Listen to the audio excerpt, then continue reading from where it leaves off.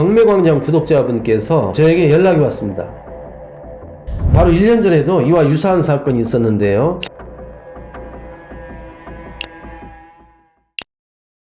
그런데 뜻밖에도 미처 낙찰자가 예상하지 못한 심각한 문제가 있었습니다. 아파트와 같은 주택 경매 사건에서는 매우 중요한 사례이기 때문에 오늘 이 사건을 다루고자 하는데요. 낙찰자는 그것을 인식하지 못하고 입찰했다가 9천만 원을 추가로 물어준 사건입니다. 아니 이거 입찰하기 전에 이런 걸 확인하고 입찰했더라면 문제가 없을 텐데 왜 그걸 확인 못했을까요? 라고 의문을 제기한 분들이 있을 수 있는데요. 유감스럽게도 현행 제도상으로는 일반 입찰 예정자들은 볼 수가 없습니다. 모르는 상태에서 입찰할 수밖에 없는 것이죠. 이와 유사한 사건들이 자주 발생할 걸로 예상되는데요. 그렇다면 입찰 예정자들은 누구의 도움을 받아서 파악하는 것이 가장 효과적일까요? 오늘 사건의 경우에는 2차까지 유찰이 됐다가 3차 때 79%의 낙찰이 됐습니다. 좀 더 구체적으로는 시세는 1억 7천만 원 정도 되는데 1억 4,800만 원의 낙찰을 받았습니다. 그래서 약 시세 대비 2천만 원 정도를 싸게 낙찰받은 사건인데요. 그런데 뜻밖에도 미처 낙찰자가 예상하지 못한 심각한 문제가 있었습니다. 아파트와 같은 주택 경매 사건에서는 매우 중요한 사례이기 때문에 오늘 이 사건을 다루고자 하는데요. 간략하게 말씀드리면 오늘 사건의 경우에는 선순위 조세 채권이 있었고 그러나 낙찰자는 그것을 인식하지 못하고 입찰했다가 뜻밖에도 임차보증금 9천만 원을 추가로 물어준 사건입니다. 약 한 1년 전에도 이와 유사한 사건이 있었는데요. 그 사건의 경우도 결국 선수의 조세 채권 때문에 낙찰자가 5,300만 원이라는 임차 보증금을 물어주게 된 사건이었습니다. 이런 유형의 사고는 흔히 전세 사기 주택에서 나타나는 현상인데요. 앞으로 누구나 당할 수 있는 사건이기도 합니다. 자, 그러면 오늘 사건의 경우 구체적으로 어떤 문제점 때문에 보증금을 9천만 원이나 인수하게 되었는지, 그리고 더 중요한 것은 이에 대한 예방책이나 사후 해결 방안은 무엇인지 자료를 보면서 상세하게 알아보겠습니다.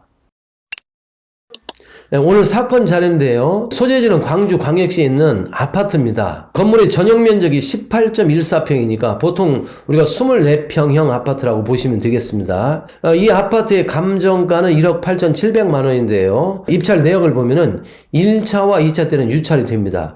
그리고 3차 때 낙찰이 되는데 이때 2명이 입찰해서 낙찰이 됐는데요. 낙찰가는 1억 4,800만 원입니다. 감정가의 약 79%가 약간 넘는 금액인데요. 이 부동산의 실거래가를 조사해보니까 한 1억 7천만 원 정도가 되는 걸로 나타났습니다. 그러니까 이 자체만 가지고 보면 낙찰자는 약 2천만 원 정도를 싸게 산 그런 경우에 해당된다고 볼 수가 있습니다. 자, 그런데 이 물건의 경우에는 보증금을 낙찰자가 낙찰대금 외에 임차 보증금 9천만 원을 추가로 물어줬다고 그랬죠. 그러면 임차권에 관한 사항과 보증금을 물어주게 된 구체적인 사유에 대해서 알아보겠습니다. 이 사건 임차 현황에 관한 자료인데요. 임차인은 윤모 씨입니다. 전입일자가 2019년 7월 12일인데요. 말소 기준권리일자가 2020년 2월 13일이니까 대항력 있는 임차인에 해당되는 것이죠. 그리고 같은 날 확정일자를 받고 아울러 배당요구도 했습니다. 2023년 2월 9일날 배당요구를 했는데 배당요구 종기가 2023년 5월 4일이니까 배당요구 역시 적법하게 한 것이죠. 그리고 보증금이 1억 4,500만 원입니다. 앞에서 그 낙찰가가 1억 4,800만 원이었잖아요. 그러면 집행비용이 약 한 2,300만 원 정도 나간다 하더라도 나머지 돈 가지고 보증금을 충분히 변제할 수 있는 금액인데 결국 9천만 원을 추가로 물어주게 된 것입니다. 그 이유는 바로 등기부에서 확인이 가능합니다. 등기부 현황을 보겠습니다. 이 사건 등기부 현황을 정리한 자료인데요. 첫 번째 항목은 소유권에 관한 사항입니다. 2015년 9월 2일 날 매매로 소유권 이전이 됐습니다. 소유자는 정모 씨인데요. 당시 거래가액이 1억 6,600만 원입니다. 그리고 이제 두 번째, 자, 이 부분이 문제가 됩니다. 2020년 2월 13일 날 압류가 한 건 들어왔는데 압류 채권자가 세무서입니다. 이 세무서라면은 국세에 해당되고 그 금액이 상대적으로 클 수밖에 없습니다. 자, 그런데 여러분, 비록 압류 등기일자는 2020년 2월 13일로서 임차권의 그 확정일자인 2019년 7월 12일보다 압류 등기일자가 늦긴 한데요. 이 세금의 경우에는 압류 등기일자가 중요한 것이 아니고 이 세금의 법정기일이 중요합니다. 따라서 비록 압류 등기는 임차권의 확정일자보다 늦지만 이 조세 채권의 법정기일이 임차권의 우선 변제권 발생일자보다 빠르다면은 조세 채권이 먼저 배당을 받고 그 다음에 이제 임차권이 배당을 받게 되는 것입니다. 자, 이 세금의 법정 기일에 대해서는 저도 이 물건을 낙찰받은 분으로부터 전달받게 됐는데요. 결론부터 말씀드리면 이 임차권보다 우선 배당받을 수 있는 조세 채권이 총 9천만 원 정도가 된다라는 것이었습니다. 그러다 보니까 1억 4,800만 원이라는 낙찰 대금 중에서 집행비용이 약 한 2,300만 원 빠져나가죠. 그 다음에 이제 배당을 받는 것이 조세 채권입니다. 이 9천만 원이 빠져나가다 보니까 결국은 임차보증금 1억 4,500만 원을 다 변제받을 걸로 알고 있었는데 세금 때문에 임차인이 보증금을 일부밖에 배당을 받지 못한 것이죠. 그러다 보니까 결국 낙찰자가 미변제 보증금 9천만 원을 추가로 물어주게 될 수밖에 없었던 사건입니다. 자, 그러면 이런 의문을 가지는 분도 있을 것 같습니다. 아니, 입찰하기 전에 등기부에 압류 등기가 돼 있는데 세금이 얼마나 밀렸는지, 법정기일이 언제인지 이런 걸 확인하고 입찰했더라면 문제가 없을 텐데 왜 그걸 확인 못했을까요? 라고 의문을 제기한 분들이 있을 수 있는데요.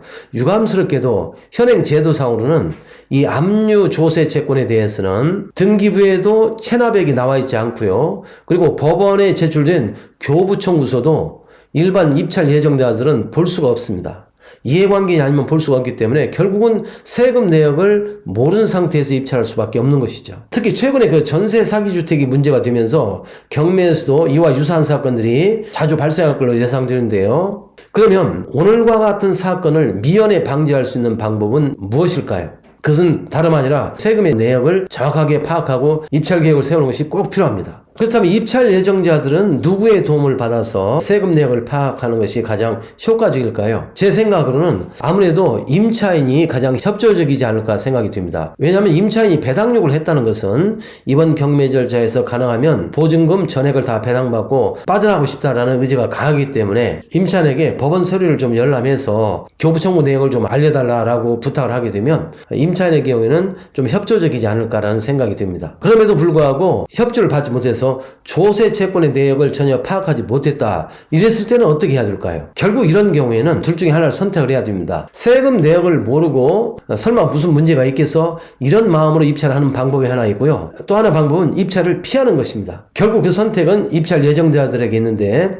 여러분들은 어느 것을 선택하시겠습니까? 사건이 터진 후에 크게 후회하는 것보다는 좀 번거롭더라도 이해관계를 통해서 정확한 내용을 파악하고 입찰에 참여하는 것이 가장 좋은 예방책입니다. 자, 다음으로 여러분, 그러나 이 사건의 경우는 유감스럽게도 이미 사건이 터졌습니다. 그렇다면 사후에라도 물어준 9천만 원에 대해서 어떤 회수 방안이 있는지 그걸 한 번쯤은 알아볼 필요가 있겠죠. 그래서 제가 이 사건의 낙찰자에게 몇 가지 물어봤습니다. 그 중에 가장 중요한 것은 이 임대인이 이 부동산 말고 혹시 다른 부동산도 가지고 있느냐고 한번 확인을 해봤는데요. 다행스럽게도 이 아파트의 임대인은 이 아파트 말고도 약 한 6개 정도의 아파트를 가지고 있는 걸로 파악이 됐습니다. 이런 경우라면 비록 이 사건의 낙찰자는 일시적으로 9천만 원을 추가적으로 물어줬다 하더라도 나머지 다른 주택의 경매 절차에 참여해서 9천만 원 대부분을 다 회수할 기회가 있는데요. 자, 그 근거가 무엇인지를 알아보기 위해서 제가 자료를 하나 준비했습니다.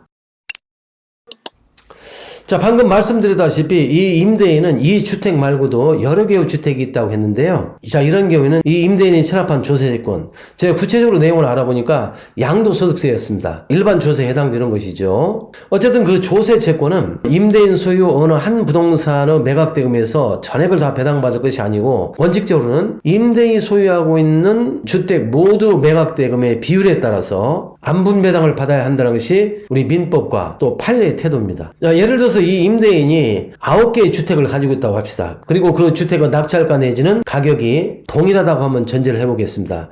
그렇다면 그 임대인이 체납한 조세채권 9천만 원은 각 부동산마다 1,000만 원씩 안분할당해서 부담을 해야 될 것입니다.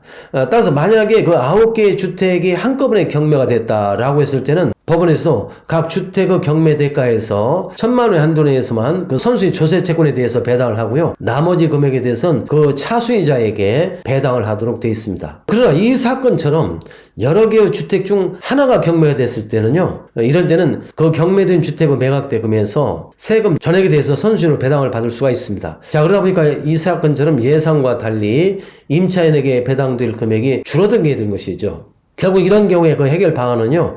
차수이자, 이게 조세 채권에 대한 차순이자라면 이 사건의 경우 임차인을 말합니다. 임차인이나 또는 임차인에게 대신 임차 보증을 물어준 낙찰자가 차순이자 대유권을 행사해서 다른 부동산으로부터 일부씩 그 각 부동산이 부담할 조세 채권의 그 범위 내에서 그 일부씩 배당받을 권리를 행사할 수 있는데요.